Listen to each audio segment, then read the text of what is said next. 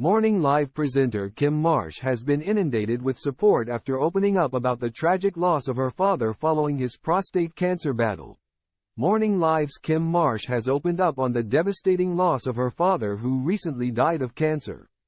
The 47-year-old back in February revealed that her dad David battled prostate cancer.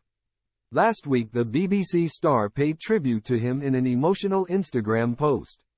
Marking what would have been his 79th birthday, Kim admitted to her 600,000 followers that she couldn't bear the pain. She wrote, "Happy birthday, Daddy. First one without you here. Can't bear it. I miss you so much." David had a long battle with the disease and had been incredibly open about his struggles. The former Coronation Street actress has spoken openly about the impact it had on her. In response to her post, fans leapt to the comments section to support her. One fan wrote, "I am so sorry, hun. You had a wonderful dad and I hope your memories help you today and every day. Watch for the signs. His soul lives on and through UX." Meanwhile a second wrote, "Happy heavenly birthday, Dave. Such a lovely gentleman. I know it's unbearable.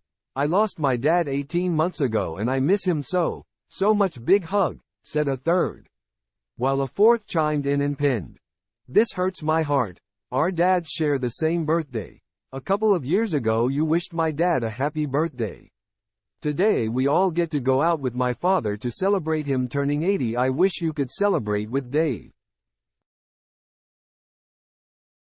At the time she announced his death, Kim wrote, "Yesterday we said a final farewell to our dad. He was a true legend and will be missed by so many.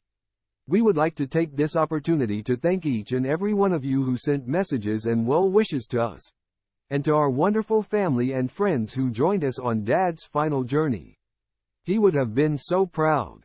Good night. God bless Pops. We love you always and forever," or as he would say to Aldi and back, "Our dad, our friend, our hero," she added.